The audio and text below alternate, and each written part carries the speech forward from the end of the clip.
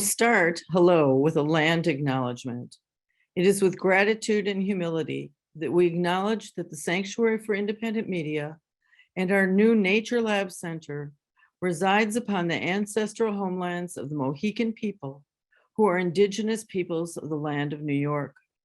Despite tremendous hardships and being forced from their lands, today their community resides in Wisconsin and is known as the Stockbridge-Muncie community. We pay honor and respect to their ancestors, past and present, as we commit to building a more inclusive and equitable space for all. So without further ado, I would really like to introduce our speaker tonight, who is Dr. Max Liboiron. Max Liboiron is a leader in both developing and promoting anti-colonial research methods into a wide array of disciplines and spaces. As founder of CLEAR, an interdisciplinary plastic pollution laboratory whose methods foreground humility and good land relations, Liboiron has influenced national policy on both plastics and Indigenous research, invented technologies and protocols for community monitoring of plastics, and led the development of the interdisciplinary field of discard studies. Liboiron's book, Pollutionist Colonialism, bridges science technology studies, STS, Indigenous studies, and discard studies, while providing a framework for understanding all research methods as practices that align with or against colonialism.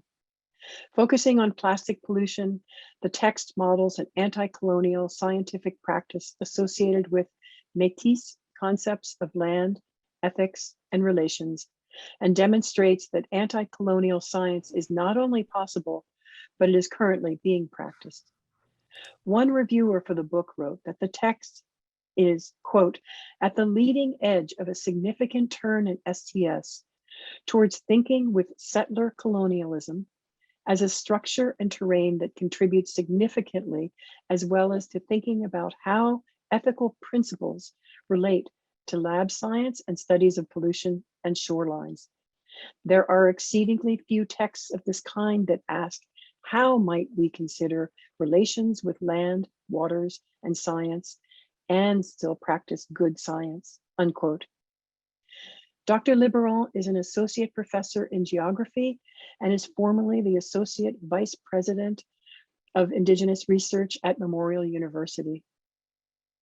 So after Dr. Liboiron gives their presentation, we will have a discussion led by Drs. Abby Kinchie and Guy Shafer. We welcome you, Dr. Max Liboiron, and thank you for being here with us tonight. Everyone, give a big round of applause. Kinchie, Kea, thank you for that introduction. Max Liboiron de Shinakashun, Laglish dus Chien, Nikiametinishun. So I'm speaking to you tonight from the capital city of Newfoundland and Labrador, St. John's. And those are the homelands of the Beothuk. And the larger province of Newfoundland and Labrador are the homelands of the Mi'kmaq, the Innu, and the Inuit. So the thing about land acknowledgements is that they are less good now that they're super common, which is not exactly what we expected. So a few weeks ago, I was putting together a panel for the Society for Social Studies of Science conference 4S, and I put together a land acknowledgement and I shared it on Twitter. And I used the best practices of doing land acknowledgements, including from like my cousins who live in Toronto, which is who the land acknowledgement was from. And a lot of people liked it and retweeted it and hoorayed it. And then a smaller number of people really fucking hated it. And half of those people were trolls of the white supremacist variety. Although fascinatingly, some of their trolling was like, what, you think white people are going to give back their cottages? And I was like, oh, you understand land back. You're a very enlightened troll. That's good. And some of it wasn't. But then the other half of the pushback came from Indigenous folks and some allies that I actually think are legit allies. And a lot of folks are really tired of land acknowledgements standing in for good land relations. They're tired of them standing in and pretending to do the work of anti-colonialism and certainly decolonization. And a lot of them were saying like, fuck this, we're not doing them anymore and you shouldn't either. So the reason I bring this up is because part part of my jam is working in really fraught spaces. And so land acknowledgments are now that, so that's great. But when I talk about fraught terrains, what I'm going to talk about tonight and what a lot of my work is premised on is when there's no clear path, when your accountabilities are split and your obligations are split. And so in those sorts of terrains, for me at least, the primary research question is how. How do you maneuver them? It's a methodological question, and I would consider myself primarily a methodologist. And the question of how is both a methods question and an ethics question simultaneously. And I think you can intuit that from like, oh, well, what the heck do I do about land acknowledgements now? And what I've chosen for this moment, which is this is the first land acknowledgement I've been involved in since that skerfuffle on Twitter, so maybe Twitter was one part of the issue too, is just sort of explain that they are not quite so awesome all the time, or not ubiquitously, or not completely, or monolithically. So the premise of my work and this talk and my book, and if you ever have an academic chat with me, is that methodology is a way of being in the world and not just doing in the world. So all methods, all doings, whether they're artistic or scientific or cleaning your house or whatever, enact land relations and are part of land relations simultaneously. They can be colonial land relations, they can be anti-colonial land relations, but method is just another way to say land relations. And that's great, but the problem becomes, okay, what if those land relations are both colonial and anti-colonial, like simultaneously? And so that's sort of where I'm going to land today. And I'm sort of choosing this topic, which is a topic that I haven't written about explicitly before, although I think it's pretty latent and sometimes not so latent in my work. And in my book, but I'm talking about this because I think it really fits the topic of ruderal, anyway, the ecologies that start with R that this symposium is about. Ruin-based ecologies, right? Things that happen after purity and grand scales and utopias are like off the table. And that's really great because we can just start the conversation further along, which is nice. And so the question, methodological question of how becomes, how do you work on the ground you stand on with all of the shitty inheritances that ruination and colonialism and all these sorts of things bring? So I'm going to talk through 3 examples tonight. The first is environmentalism, the second is care, and the third is life. So like super light topics. And in each case, I'm going to talk about how they're fraught terrains and this idea of what I call incommensurate goods or incompatible ideas of what is good. And each example, the goods will get more and more fraught and the terrain will get less and less clear for navigation. And things will get trickier and trickier. And there is no, by the way, resolution at the end of the talk, but there is like a pretty well-defined hot mess or described hot mess. So I'll be talking quite a bit about the book that I've recently, well, I haven't recently written it. I've been writing it for over a decade, but that's recently been released to the public. Pollutionist Colonialism, oops, this way. It's like the weather person, everything's backwards and also nothing is actually truly there. So I can't, I can't check. So Pollutionist Colonialism is with Duke Press. It's a short-ish book, and a lot of the ideas I'll be talking about have some seeds in there. And also, if you've started looking at this book at all, you'll know that I'm a really big fan of footnotes and citations in particular being on the page.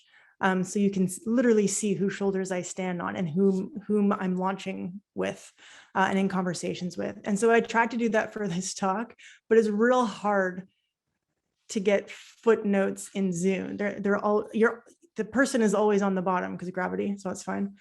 So throughout the talk, there'll be head notes, and at the end, I'll provide a bibliography as well in the chat. So that's what that's all about. So let's start with an easy fraught terrain, or easy to me because I've already written the book and edited it at least 1 million times. So I'm going to talk about 2 particular land relations that have different and usually incommensurate ideas of what is good, and that's environmentalism and anti-colonialism.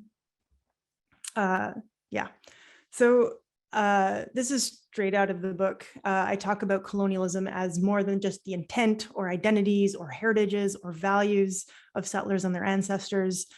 Instead, colonialism is a way to describe relationships that are characterized by conquest and genocide, which are two of the techniques that grant colonial and settler access to indigenous land for settler and colonial goals. So this is the bumper sticker sort of working boundaries of when I say colonialism, what I specifically mean.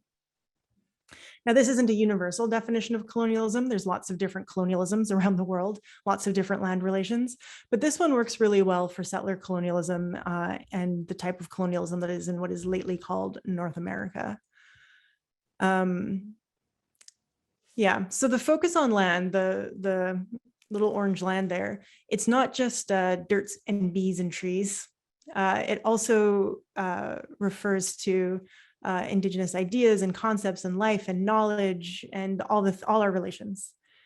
And so that means the focus on land doesn't always mean, in colonialism, doesn't always mean accessing, dirt to make private property for settlement, although it does totally mean that too. It can also mean like using Indigenous designs or symbols in art. It can mean access to Indigenous land for scientific research or materials for art or something like this. It can mean imagining a clean and healthy and pollution-free future and working towards that by doing beach cleanups on Indigenous land without permission or consent from those Indigenous people. And so when I talk about non-Indigenous goals, desires, and futures, I include ones that are benevolent. And that's why it's really important to talk about environmentalism. So there are some scholars who talk about what I'm about to talk about very, very well and very, very in depth. Dina Gillow-Whitaker, who's Colville Confederated Tribes, and Kyle White, who's Potawatomi, both talk about at length how environmentalism is not only not the opposite of colonialism, but environmentalism usually doesn't even address colonialism and very often reproduces it. So they talk about how environmental solutions like hydroelectric dams or consumer responsibility or appeals to the commons or composting or whatever, they all assume access to Indigenous land and its ability to produce value for settler and colonial futures and the stabilization of those futures, which means environmentalism propagates and maintains the dispossession of Indigenous people for the common good of everyone else. Now, this doesn't mean environmentalism is necessarily bad. This is, mostly mainstream environmentalism. But the reason I'm bringing this up is not to like poop on environmentalism, but to point out that this is a very clear example of where there are different and incommensurate ideas of what is good. And you can be meeting some goods while also doing colonialism. And a really good text for thinking through this is Tuck and Yang's Decolonization is Not a Metaphor, which for many of us is like a keystone text. And in this work, Tuck and Yang talk about how decolonization in settler occupied territory in Canada and the United States means land back. That's the full list of what it means. So that means environmental things that are not land back are not decolonial. It means inclusion is not land back, so it's not decolonial. And one of the main arguments that they make is when you start conflating different goods like inclusion and anti-racism and taking your shoes off at the front door with colonialism or decolonization, then things like making diverse syllabi are suddenly supposed to be decolonization, but they don't actually change land relations. And because it seems like something's been dealt with, people move on to the next problem, which is the critique that Indigenous people have with land acknowledgements going mainstream as well. So if the goods are conflated, so are the bads, and so are the interventions, basically. So these are the stakes of articulating different goods, right? Especially when they're incommensurate. They actually are integral to doing the type of changes that I think we generally want to do. So that was example one, environmentalism. Example two, I'm going to talk about care for a bit and science. So dominant science, which is a flavor of Western science, is pretty colonial, sexist, racist, elitist, macho, exclusive, individualist, masterful, extractive. It believes in binaries like male, female, nature, culture, life, death. It believes in objectivities. And a lot of these ideas have become really unexceptional norms through everyday practices. And they just get reproduced kind of easily and effortlessly in dominant science. And I know this because I am a dominant scientist. I'm a scientist in the tradition of dominant science, right? So I have a lab coat. It's part of my day job. I have microscopes and scales and pipettes and stuff like that. And so the question for me as a scientist is not how will science care for me, but how do I care for science? Because as a scientist, that's part of my domain. That's part of my obligations. So as a scientist, how do I care for a science that tends to be colonial, sexist, racist, elitist, macho, exclusive, and right? And what's interesting is that even though I studied a lot of science and technology studies, I do not have a good answer for that because I haven't, in that practice, I didn't care for science. I used to exclusively critique it, especially as a graduate student. But when I came here to Newfoundland and Labrador, there was a lot of what's called undone science. So there was a lot of things we didn't know about pollution here because they hadn't been studied in a scientific register. And a lot of that was needed, that sort of research needed to do different type of political change. And so I started doing science. And that's a little bit awkward, right? If you're an Indigenous person in dominant science that's super colonial, that's a little awkward. So there are a couple of theories or concepts that have really helped me in this work.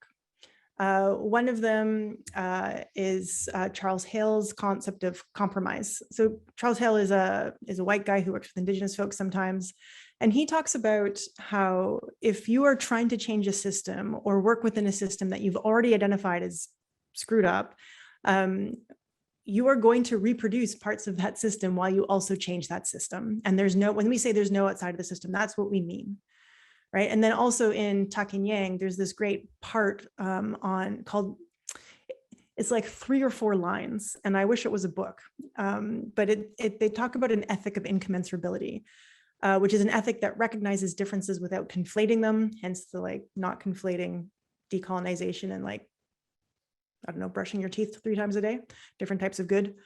But also without smoothing them over or dichotomizing or abandoning them. Right, keeping them in complex and ongoing relationships as an ethic.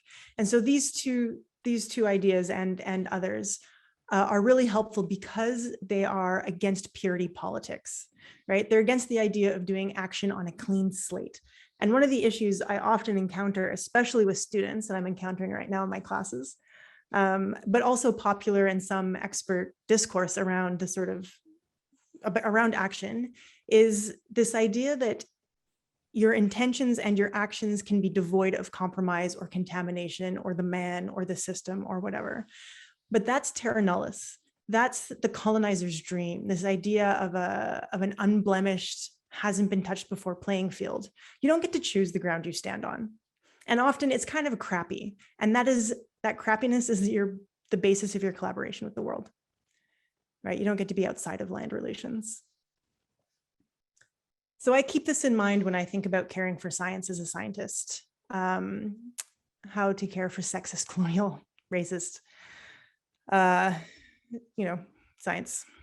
And Kim Tallbear talks about sort of coming to this realization as well in this piece called Standing With and Speaking as Faith, which is a really great piece where she talks about how, again, she comes up through her graduate degree, learning exclusively critique and not really care for her research subject.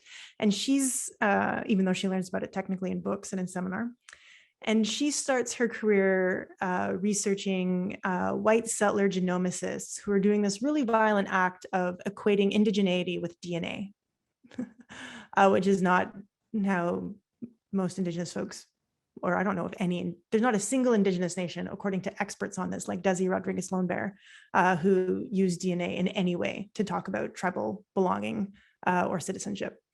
It's purely a sort of settler weirdness. But she says that as she's doing this research, she comes to realize that she's, in her own bad words, a bad feminist because she's not caring for her research subject. And so she has to figure out how she's going to do research so she can stand with her research subjects.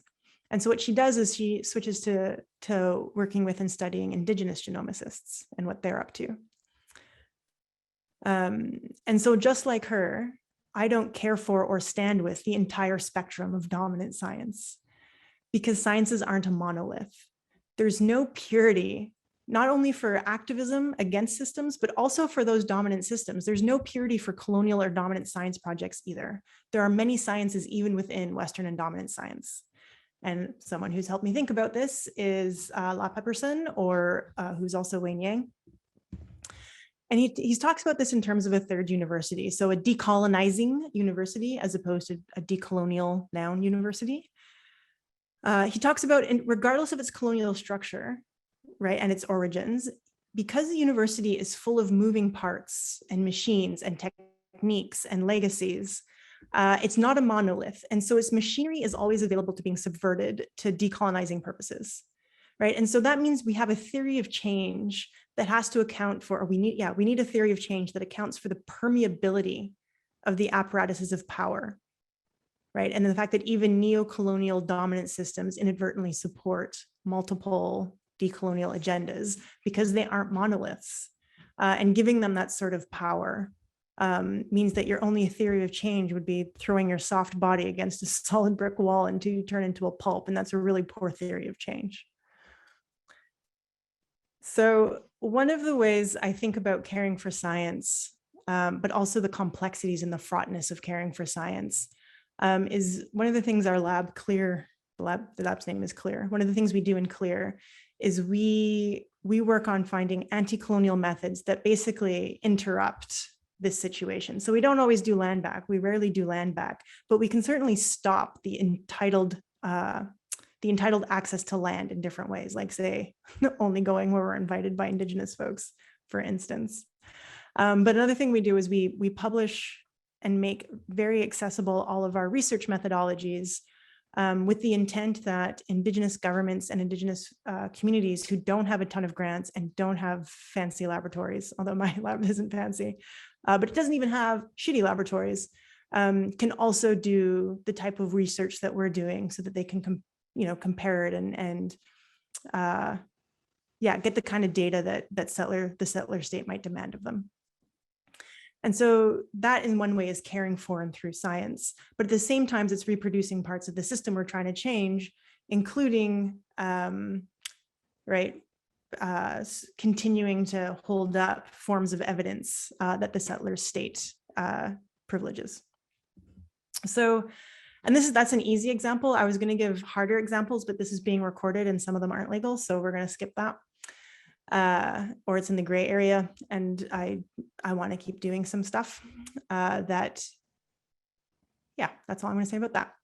So one of the things I think about when I think about caring for dominant science as a scientist, it really helps me understand that care is about entanglements on uneven terrain that reproduce that uneven terrain, and it's not a benevolent good, and that's the full story. And we know that there's there we go. There's readings like, or texts like Murphy's Unsettling Care that talks about some of the colonial underpinnings of care work, right, and this sort of thing. So there's some folks to think through the issue with.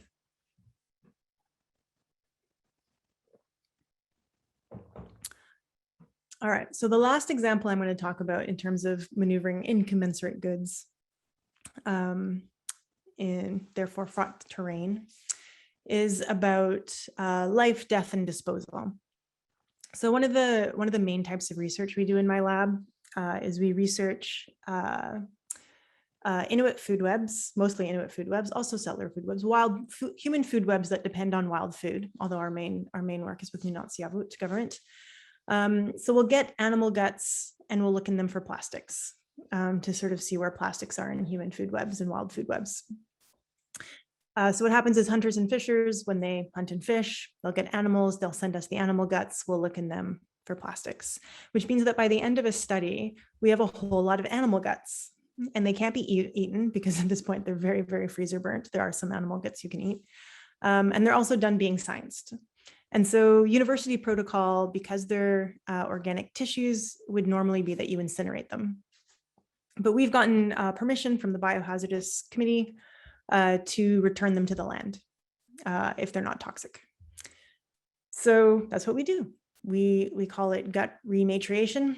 And we base that practice on Indigenous protocol, because both in Métis and in some Inuit protocols, that is what you do with guts, and you do them in very similar ways.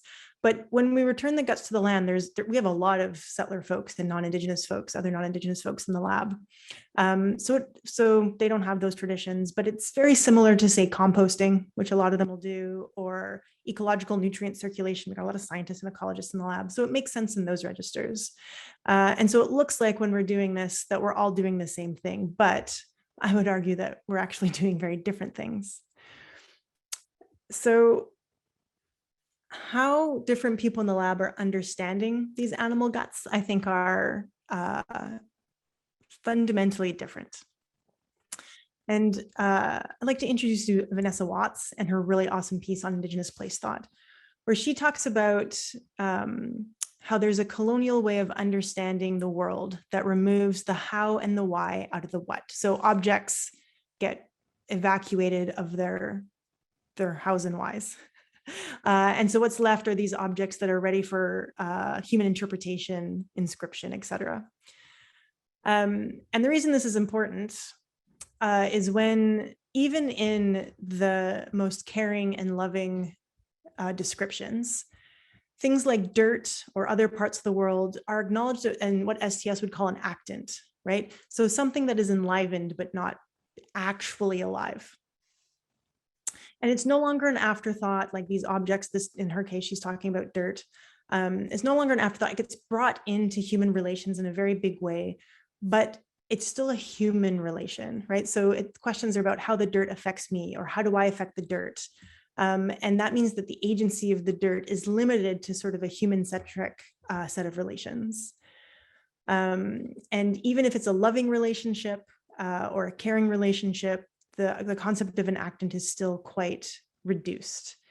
And this type of dirt, she says, is not first woman. So for Vanessa Watts, who's Haudenosaunee and Anishinaabe, and for many other Indigenous cosmologies, although I don't think Métis, actually, things like dirt and rocks and trees and air and animals are alive. They make decisions. They're making judgments. They're passing those judgments on. They're making memories. They're passing those memories on through generations. And that is not what an actant is. It's something different. So I see this example play out a little bit in the lab. So when different lab members are taking animal guts and getting them ready to bring back to the land, at the end of their analysis of them, they have to go back in the freezer before we take them out to the land, because we take them all out in big bunches, and you want hundreds of guts frozen when you do that. Otherwise, it's really, really smelly. So what they'll do is some students will, or lab members will carefully put the guts into bags. They'll make sure everything's gathered up, absolutely everything, put it in the bag carefully, and then pop them back into the freezer. Other students kind of look like they're doing the same thing, but you can see that they fold up the guts like they're dressing them. They move them into the bag. They escort them to the freezer. And these subtle differences sort of indicate the lab members that treat them like an actant, something to be respected, but something with an essence, but not life. While the second set are treating them like relatives that are alive, even though they're animal guts. Right. And so while in the lab, I can talk about respecting guts and death a lot for people who don't believe that they're alive, I can never bring about those two sets of lab members. And actually, I'd say there's probably more than two sets, but I can never bring those into alignment. And this doesn't mean, and this thing I'm talking about does not mean and cannot mean that everyone has to understand rocks and dirt and guts as alive, as things that make decisions, or how to be good kin with rocks, or any of these sorts of ideas that come out of various Indigenous ontologies and cosmologies. And that is good, because first of all, not only is it impossible, it's also not good if you start conflating those things or start trying to resolve those things. So there's a few reasons we don't want various Indigenous concepts of life or kin or cosmologies to become universal or fully understood by a variety of of folks. First is because there's no such thing as an Indigenous concept or Indigenous cosmology.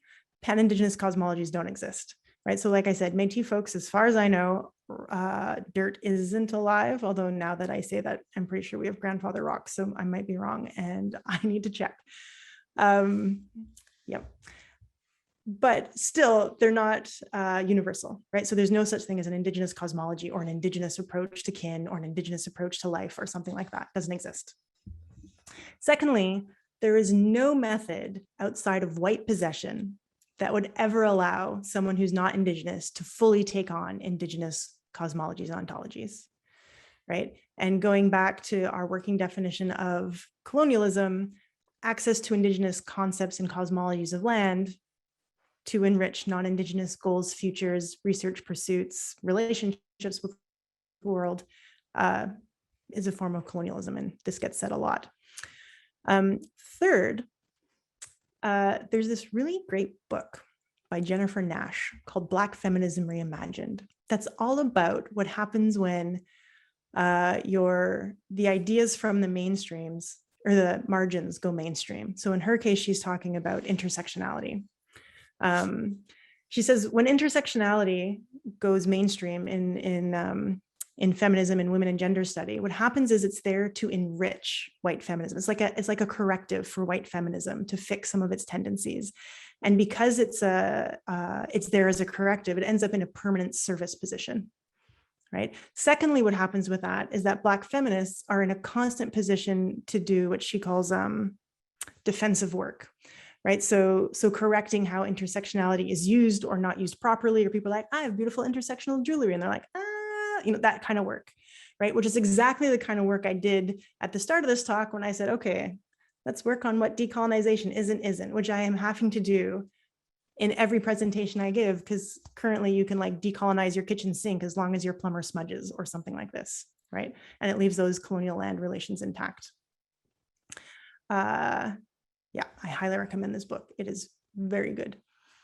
Fourth, the other reason we don't want to just sort of use Indigenous cosmologies is that we know from standpoint theory and regimes of imperceptibility and all of these ideas from feminist STS that the diversity of ontologies are a good thing.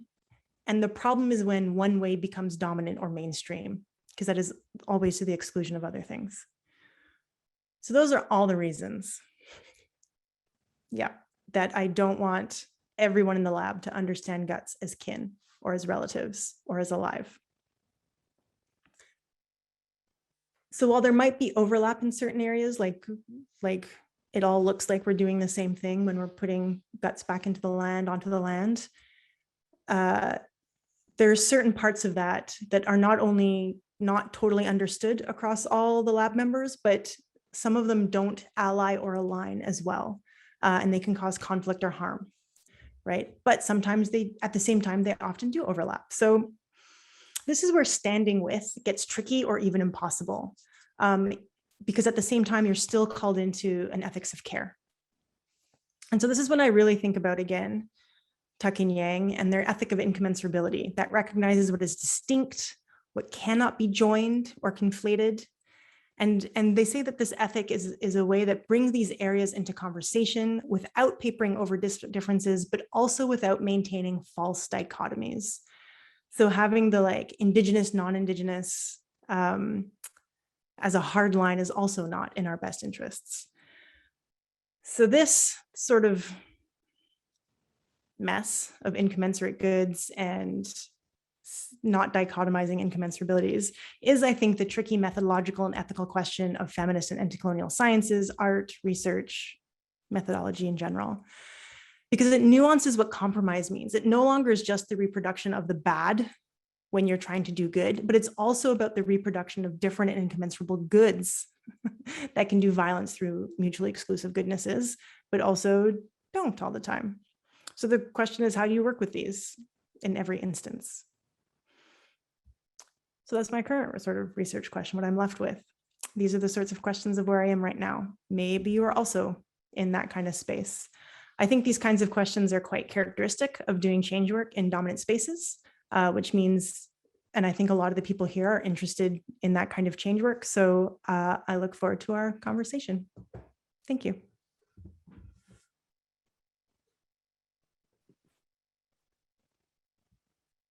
Thank you, Max. Wow, quite impressive, and also really gave me a lot to think about. So I really appreciate that. I'm going to be chewing on this talk for a while. And we have two really wonderful colleagues of mine who are going to help us jumpstart the conversation. Two actually quite brilliant colleagues of mine who I would like to introduce now. So let me jump to that and bring them both in. The first person is Dr. Abby Kinchy, who's a sociologist whose research and teaching focus on environmental challenges and the relationship between science and democracy. She lives in Troy, New York, where she is a professor in the Department of Science and Technology Studies at Rensselaer Polytechnic Institute. Kinchy has written 2 books that explore how ordinary people use citizen science to examine environmental problems and advocate for solutions. Science by the People, Participation, Power, and the Politics of Environmental Knowledge, co-authored with Aya Kimura, and Seeds, Science, and Struggle, the Global Politics of Transgenic Crops. I'm thinking back to death, crops.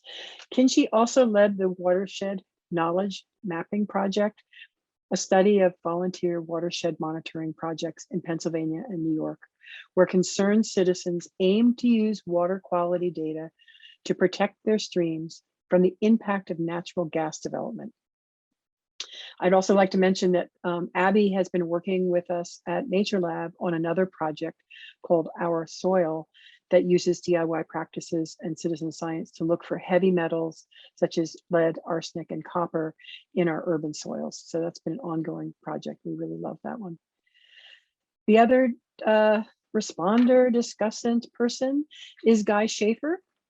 And Guy is a lecturer, Dr. Guy Shafer, and Guy is a lecturer in the Department of Science and Technology Studies at Rensselaer Polytechnic Institute as well.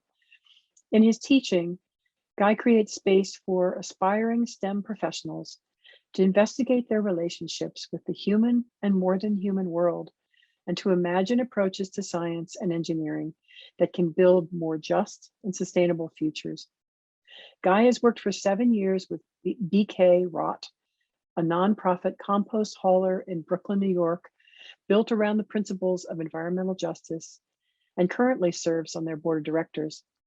He's written about BK Fraught and other community compost projects in his dissertation, which he's currently working into a book manuscript.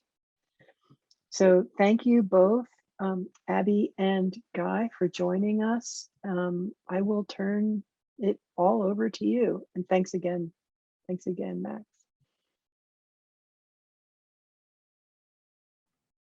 Thank you, Kathy, so much. And thanks, Max, for a really amazing talk. That was great. I don't want to take up a lot of time today sharing my own comments, because I think there's, people are here to listen to what Max has to say. And so I guess I wanted to start by just drawing out one of the themes of your talk that I really connected with and wanted to hear more about. And that was when you used the phrase caring for science. And I think there's just so much to talk about there, particularly, as someone coming, out of science and technology studies, which, as you say, is often about critique of science, and then, sort of now becoming part of the world of dominant science itself, and figuring out how to practice that.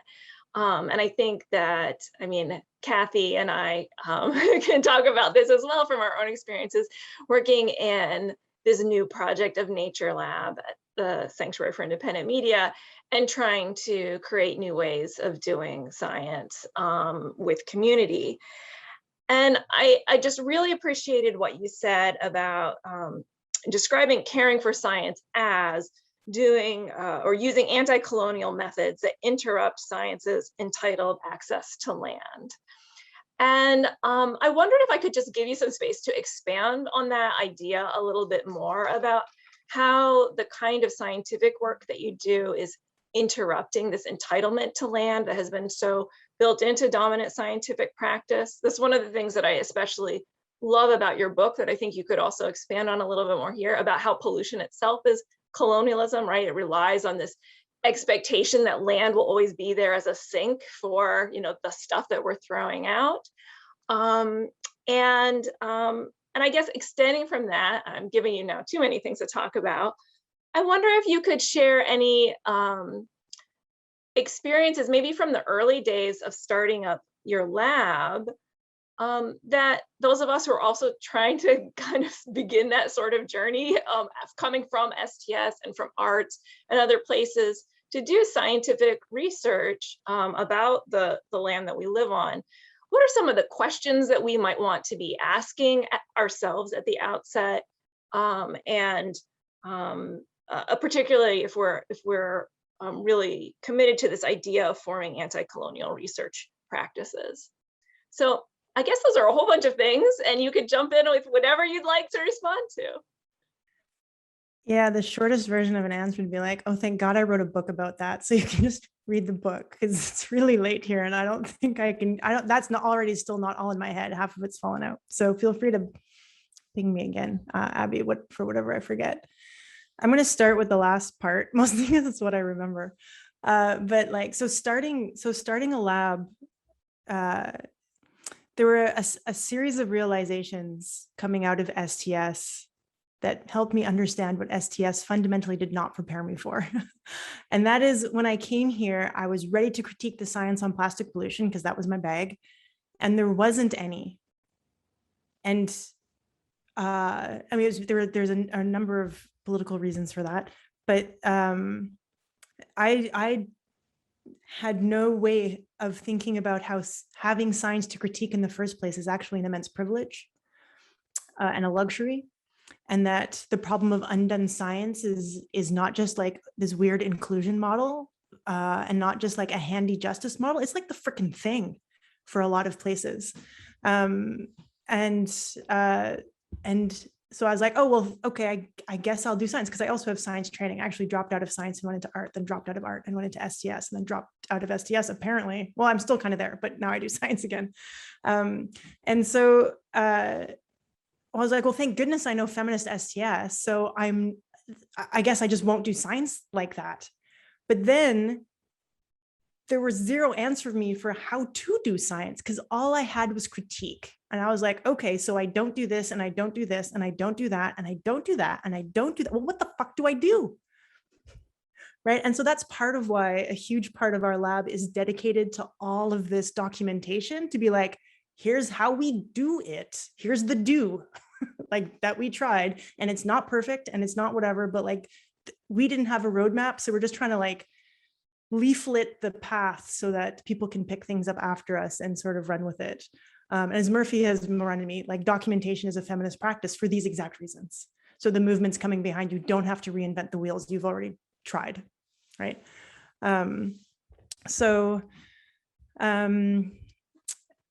I realized that I did actually have a set of skills for helping me do science differently. And that was the work I'd done in social movements. And for the way, so Occupy Wall Street and all these other sorts of things that were always less defined than Occupy Wall Street, ACT UP, these sorts of things as well. And also like how I was brought up. And that's that you start with values, and everything you do is supposed to be an enactment of that value and what we would call original instructions, but other people can just be like, walk the talk, or talk the walk. No, you know that expression I'm trying to say, that like, just do what you say you're going to do and do it the whole way. So if you say your number one value is equity, you better not have a whole bunch of white guys saying that, right? You better, like, everything you do, how you take out the trash, who's taking out the trash, what's in the trash to begin with, how you ordered the stuff that became trash, all of that better be about equity, all the way down, turtles all the way down, right? As Thomas King would say. And so it started very simply like, okay, well, how am I gonna, and it started with feminism as opposed to Indigenous STS, because that's what's available to me. So like, okay, how do I not be macho, which doesn't mean don't be femi, although that is an alternative, but like, how do I deal with gender well in this? And it's not just the inclusion model. It's like, also like every moment, right? So, so yeah, so that's how we started the lab. And the other thing about caring for science, like I love science. It's exciting. I love looking in microscopes. I love building things that plug in and go beep. I love doing, well, I don't love doing statistics, but I love the graphs that statistics make. And there's so, and I like figuring something out that you can't do unless you do statistics on it, because you just can't see certain things with your eyeballs, and stats see very different things. So like it's not hard to love that. And I don't think we should feel guilty about it. So in science spaces, people are like, oh yeah, I love it. But in STS, they're like, you love that asshole, that abusive boyfriend? You're like, well, not all men, not all science. Like, what do I say to that? Like, yeah, so I don't think it's a coincidence that I've come back to science as a principal investigator, as a professor, because then I have more capacity to actually care for science and do science differently than I would have as a graduate student or a student or a technician or something like this. Does that get at does that start to get at things, Abby? Yeah, it really did. It was great. So I'm going to hand it over to Guy now, and then I think I'll come back and have another question. Yeah, great. Thanks, Abby. And thanks so much, Max. This was amazing. And I've been like so happy to get an excuse to just like immerse myself in like every podcast you've recorded in the last year over the last week or so. And one of the things has just been like so exciting to me as a former scientist who was traumatized by the experience is the idea that science could be done differently. And kind of as Abby was getting at, and this like, I also highlighted this care for science question. And I actually kind of want to come at the same thing, but from the perspective of young scientists and engineers. I mean, my students is kind of who I'm putting into this equation, but whoever you want to imagine. I've got all these students who they have these values, these feminist, anti-colonial, anti-racist, all of these like great values that they really want to enact in the world. But then they're going to like go into labs and engineering firms and be asked to like build bombs and whatever. They're going to be asked to basically just reproduce colonialism. And there's something like so exciting to me about this, the promise you offer that science could be different. This promise, and I like the way you said it, and you had said this in a podcast also, so I was picking this idea that there's no monolithic science. And so I kind of want to see if you have any thoughts just on, for those who don't have like a lab to kind of build out these like alternative spaces within science. I want to ask like how else you've seen or how else people try, or if you have any other strategies for like changing the practices of science, from the perspective of like a young scientist. Yeah, so there's a bunch of things I want to say, and I hope I remember at least 50% of them. So whenever I talk to anyone about change work, I think we always start with two ideas, jurisdiction and scale, or what I call jurisdiction and scale. So the first is that you always have some jurisdiction within your control, even if you're an undergraduate science student, and then also if you're like president of the world. Right? They're very different jurisdictions, but you always have a jurisdiction, your own household, your own room, your own assignments, your own hands, your own, right? You have some jurisdiction, even if it's limited. And I think one of the problems, especially, well, lots of people fall into, is this idea of scale having to always be big. But this is why I talk about scale a lot in the book as the relationships that matter. So like one of the examples in the book is like, okay, everyone's got gravity. And that's a relationship that really, and a scale that really matters to an elephant, but to a virus, gravity doesn't really matter. I mean, it's still there, but it doesn't really matter. And so within your jurisdiction, what are the relations that matter, and how can you intervene into those relations? So there's one student in my lab who's, I don't know what kind of student he is. He's somewhere between an advanced undergraduate and a graduate student. He might be an intern or co-op student, which is why I don't know. But anyway, he's working with all these other scientists on these fish papers, and they keep calling fish biomass, and he just goes up behind them and edits them all and turns all that biomass back into fish. That's all. That's his main contributions to the editing process, is just to call the fish fish.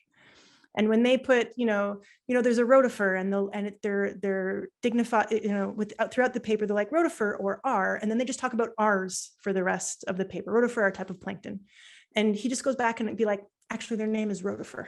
And he'll just these little, because he's in charge of editing and making sure all the scientific names are right and making sure all the periods are there. And so it doesn't look wrong. It's just expanding and clarifying, right? But that he's like, fish are fucking people, like fish are people too. And so he'll put the fish back in instead of calling them biomass, calling them whatever, calling them R, right? And that's jurisdiction, and that's a relationship that matters, and that's what he does. Because that's kind of the one of the greatest scales in his jurisdiction. So I feel like there's always these things.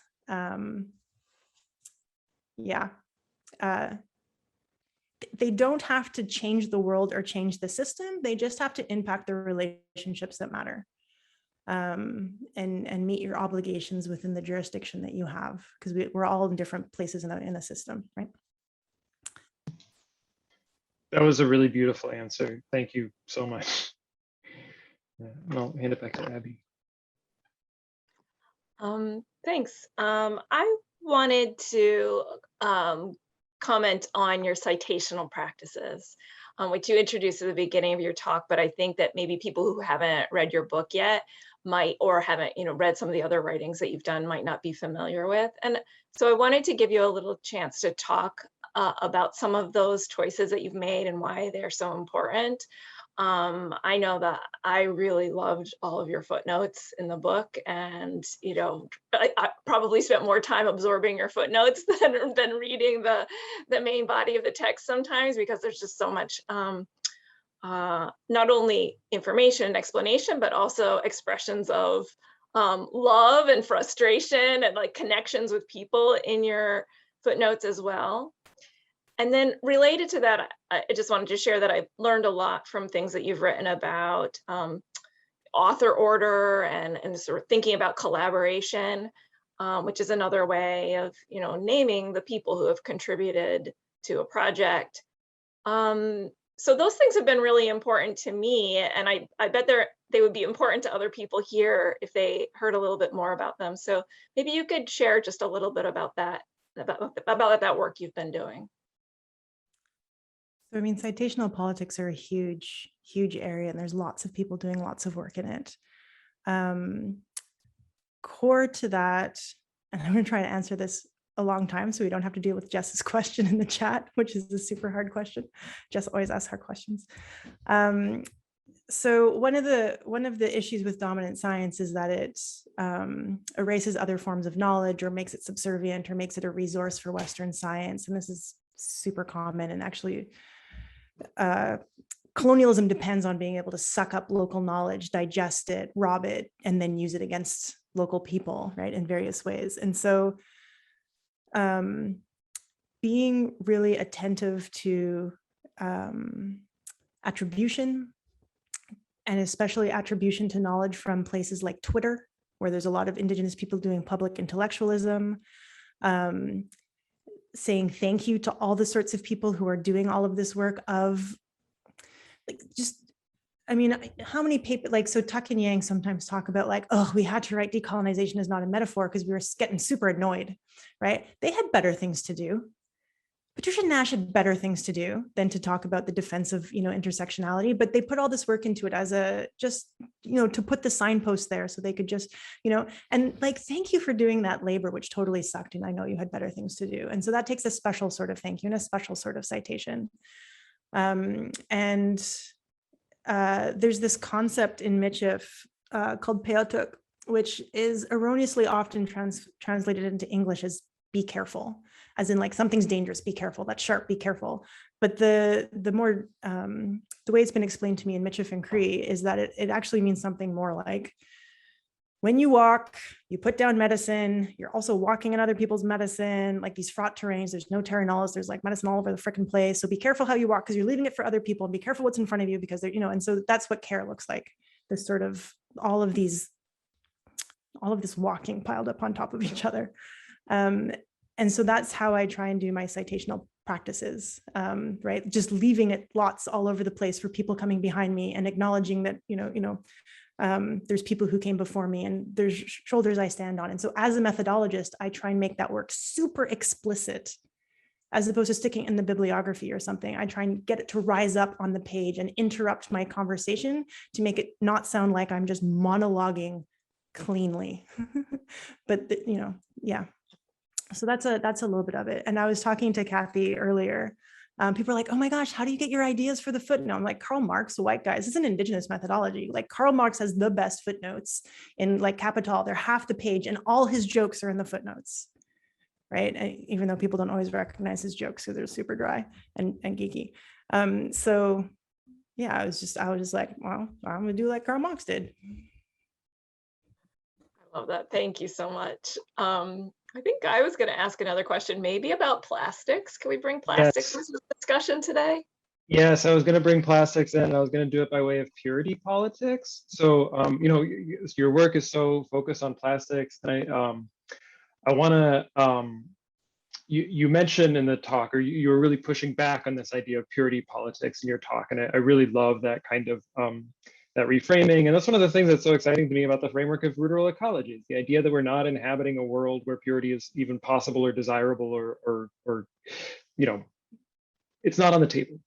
And also in the spirit of pushing back on purity politics, I really didn't plan this question out very well in advance, so it's just not gonna flow well, so sorry. But basically I wanna ask, how has how is the approach of Clear Lab? How is this kind of anti-colonial, anti-purity politics approach to plastics? It sort of recognizes the way that plastics are always already in everything, and there's very little control on the part of the average consumer over plastics. How has that shaped or how can that reshape the people just in this room, our relationships with plastics as consumers, as activists, as citizens, as artists, as whatever?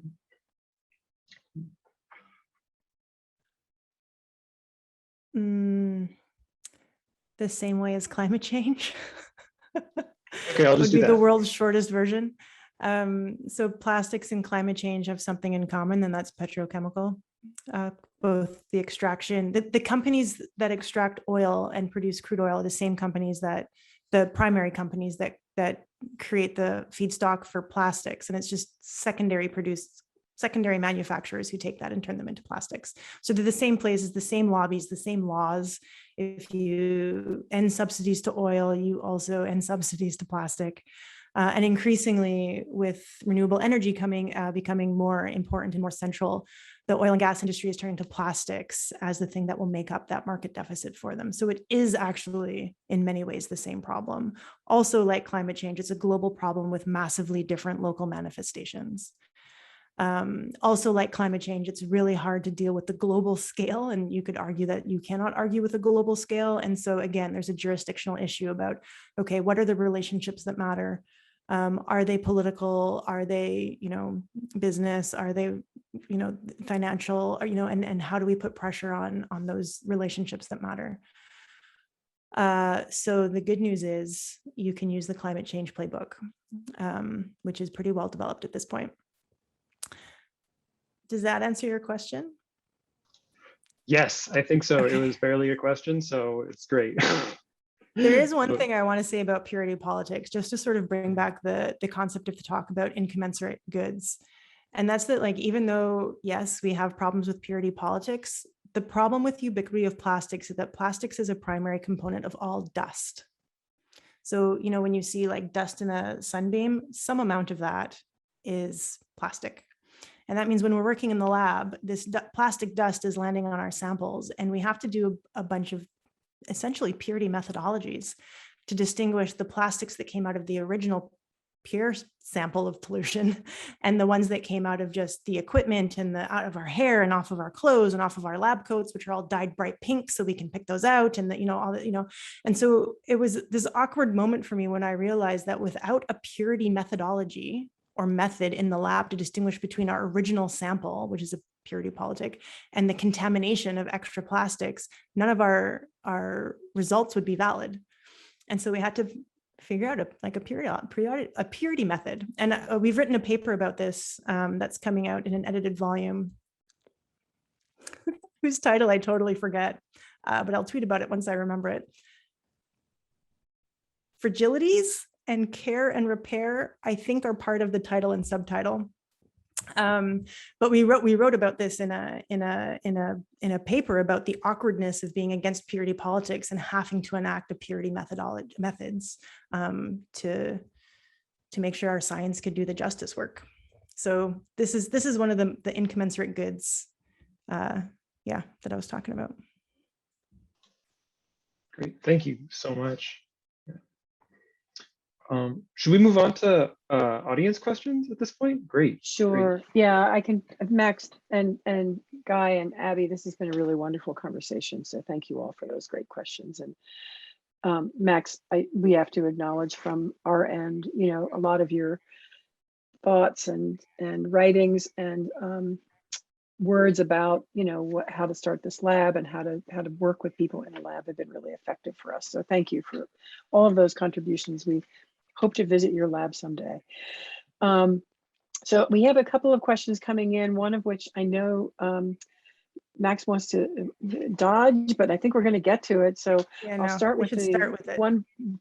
You want to start with that one? Yeah, we should start with it. Okay. So this is from, and I don't know if I'm going to pronounce her name right or their name right, Jess Kolop Enoch. And the question is not so simple question, although nice to see you, Max, smiley face. Why STS, why feminism, and why not critical Indigenous studies? So actually, I've been staring at that question for a while, and I think I got it together a little bit.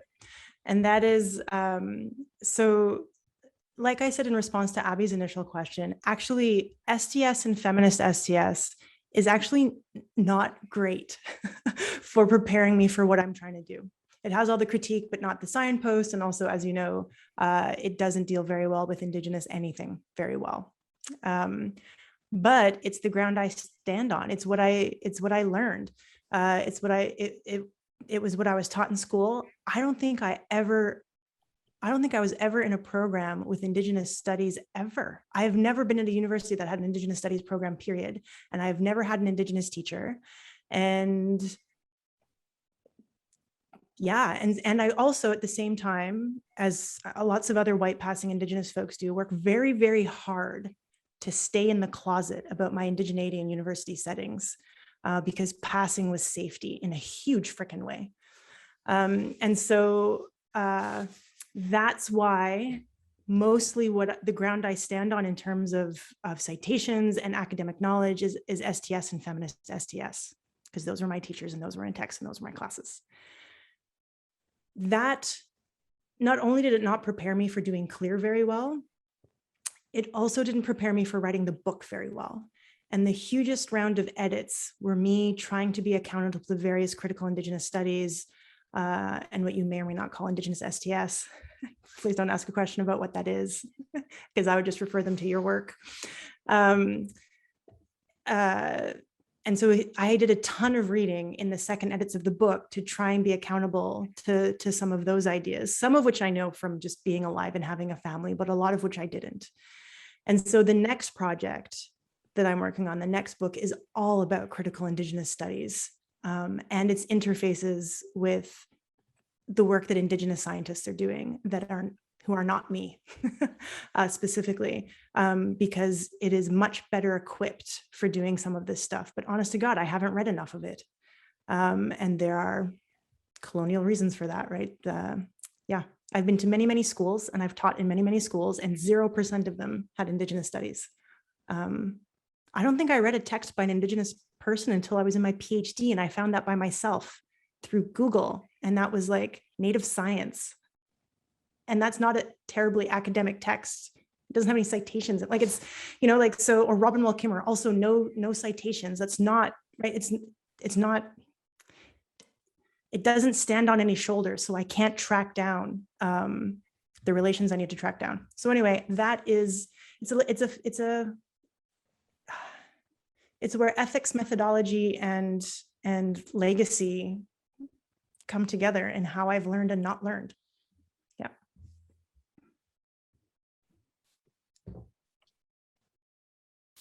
I'll ask a question and then call on another one in the chat. Thank you so much, Max, for this amazing evening of conversation.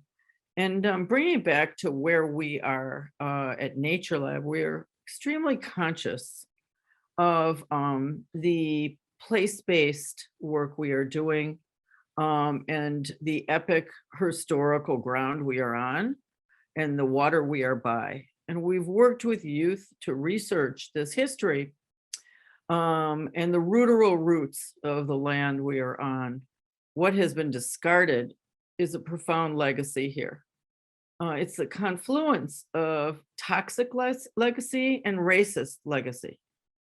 And at a time at the beginning of the Industrial Revolution, because we're like right at the beginning of the Erie Canal, and the pollution that began then and has made us a Superfund site is in convergence with the forced relocation of the indigenous people of our land. That from colonialism, that racism and pollution went hand in hand. An absence of love, of respect for bodies of color and for the earth as our mother. Could you speak about this in relationship to discard studies and how critical this is to insert into the discussion between pollution and racism into environmental discourse today? There are a few approaches to that. I'll start with the discard studies question. So discard studies is a field or a subfield or an approach, whatever you want to call it, where analysis of power is the way you study discard, and so you understand discards, or it understands discards as the way that power is maintained. So what gets devalued, what gets discarded, what is externalized, what is sacrificed in order to let other things flourish and survive and be easy and just flow. So Murphy's reproductive justice, there's a whole bunch of different terms and scholarship that fits in this, but basically all discard is an act of maintaining power by devaluing other things. And so racism and pollution are just expressions, and not just expressions, but techniques of maintaining power through using a discard sort of lens.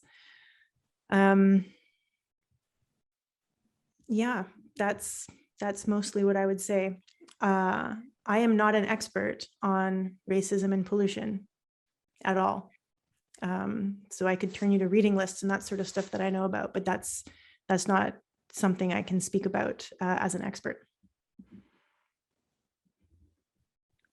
Okay, let's move to a question from Paul. Paul, do you want to ask the question yourself, or would you like us to read it? We can unmute you if you'd like. I already asked Paul. He asked us to read it already. Okay. So, I'm curious about the most common ways PPL suffer from colonialism relative to ruderal ecology in ways they are unaware. Most particularly settlers and Indigenous also. I feel like I should know, but would benefit from an explicit delineation. I actually have a policy where I don't do damage-centered narratives around pollution and Indigenous people. This comes, actually, I think I have the head note here. There we go. Eve Tuck has this great piece called Suspending Damage about how, this is one of the formational pieces of my intellectual trajectory, where she says a model of justice that depends on proving or articulating harm basically essentializes Indigenous people, people of color, et cetera, as harmed in order to get justice. And that has real and lasting effects. The essentialization and the constant turning to deficit and harm and damage as a way to define us as peoples. And so instead, she offers other models of justice that do not depend on proving damage or articulating damage or focusing on damage, that are based on our futures and our desires and our worlds and how they hang together. The ways we survive together, our collectivities. There's like a huge number of ways to talk about pollution that does not rely on damage or deficit. And so, I mean, you just have to look at any pipeline or deforestation protest by Indigenous people and what they're saying to hear about sort of the desires and futures that they're working to enact through that resistance. So that's where I would turn you to. And you can Google that. It will be up in the news. Like there's a news story every 10 minutes. Yeah. Great. Any other questions from Abby or Guy? You've been really generous tonight, Max, and I think we're going to let you off the hook pretty soon because you're. I'm going to be asleep. As you said, it's late. I don't know if you'll have a choice. And as you said, it's late there. Okay, Beverly, would you like to ask your question yourself? And this will be the last one. Sure. Great, thank you. Epistemicide is a topic being discussed by one of my Indigenous friends. She's a Buddhist spiritual teacher and a social work professor at the University of Washington who focuses on public health. Curious how to address this loss of knowledge without stomping on feet. It seems it requires enormous mindfulness, and it's something that some of us who identify as eco-artists are trying to address. I'm curious for strategies other than doing good research, providing space for Indigenous voices to be heard and listening well. Thanks.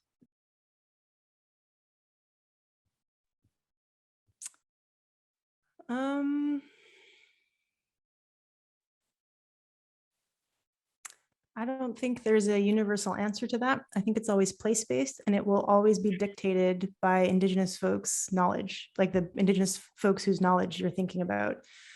So where I work and live in Newfoundland and Labrador, and especially within Otsiabut, folks, there's not a people know their stuff. And so it's I can't speak to some of that stuff because it's a very different problem here than it would be anywhere else. So I would just say that's a place-based question that has place-based answers. And that's what I would recommend, starting from those places. The one thing I do note is that whenever I see the term Indigenous voice, I always know it's an inclusion model, and I'm always very hesitant to work within inclusion models. There's two main problems with inclusion models. They don't always have to work this way, but they tend towards either bringing Indigenous people into places that are violent towards them because they're places we've been excluded from. That's why the inclusion is needed, but it's generally not a good time because the terms of what the terms of goodness have been set by not us, even if again they're benevolent and you know all these other things. And then secondly, what's the other problem? Oh, the other problem with inclusion was what I've already talked about, which is that it's often seen as an enrichment of dominant spaces, including benevolent and, you know, loving ones. Yeah. Thank you. Yeah. That's very helpful. Good. Max, can you do another, or you kind of want to cut it here? It's up to you. You've got 6 more minutes of my time, so you should take them. Okay, we've got one question from Anna Chimay. Anna, you want to jump in or you want me to read it? Hello, yes, I can ask really quickly. It's kind of a silly question. I apologize. I was actually trying to delete it and send it by accident, but thank you, first of all, so much, Max. That was wonderful, and everyone for these fantastic questions. But I guess it's probably somewhat unanswerable, but how do you move beyond and outside of an anthropocentric perspective as a human? Well, you don't. So you never move outside of, I mean, this is standpoint theory. You can't take someone else's perspective because that's rude and colonial and invasive and violent and also like impossible. So there's that part. You can't really put yourself in someone else's shoes. I always find that to be a pretty rude move. But at the same time, there are many ways to learn and do things that don't center the human. And I actually think it's super weird. The more I'm in university, the more I realize that a really dominant Western way of learning is if I teach something in a class, the students always paraphrase it back to me with out of their own experience, like something, well, I know that because this happened to me, or I'll be like, oh, so I don't know, here's an example of a wicked problem. Well, here's a wicked problem I know about. And I was like, why do you always bring it back to something you have experienced? That's super limiting. And I always think of, don't you ever just go outside and like watch a squirrel or watch a tree for like a really freaking long time and not relate it back to you because it's a squirrel or a tree? And that would be weird. Like, do you ever, because you can learn that way. That's a way of learning. So I would recommend watching something for a really, really long time. And even though you'll be a human the whole time, there is a possibility that you don't always relate it back to yourself and your own needs and your own desires and that sort of stuff, but actually like come to learn what a squirrel gets up to and what a squirrel maybe needs or wants or desires. Yeah. Thank you. I like the way that you corrected and rephrased as uncentering. So yeah, and thank you. I do love observing for a very long time, and think you can learn a lot about yourself too. So I appreciate the talk. Thank you very much. So the funny thing to that response is, and you can learn a lot about yourself too, which goes back to the thing I was talking about, that puts yourself back in the middle. It's a super strong tendency. So just notice every time. Yeah. So how do you communicate, I guess, without the first person at all? I think you always own your shit. You always own your first person. You always speak in first person. But you yourself doesn't have to dominate the frame of your own understanding of the world, if that makes sense. You own your shit, but you don't got to spray your shit. Diction is important. Thank you. Okay, thank you. And let's close out now, because I know Max has been, great about all of this, and we've learned a lot from you, Max. And I thank you for all of your inspirational comments and thoughts. So we are going to just, Branda, do you want to talk about how people can get involved with the sanctuary? And then we will just talk about what's coming tomorrow quickly and say goodnight. Yes, we invite each of you to get involved. If you have any suggestions, questions of how you can collaborate, ideas that you might like to exchange with us, please reach out. All ideas are welcome. From strategizing fundraising for our Nature Lab program, to engaging in art and science workshops, community science, change work proposals, or even radio production about art and science subjects. So please email us with any information, ideas you might have at info@mediasanctuary.org. To those of you who have donated to this conference, we thank you. Please, all of you, consider becoming a sanctuary sustainer. We'll add that in as well. Great, thank you. So once again, really thanks to Max Liboiron, Abby Kinchie, Guy Shafer, all of the people here. And tomorrow we will be starting at 11 a.m. And those will be for talks with Bettina Stotzer, Anna Chimay, who just asked that last question, and TRA Ribot.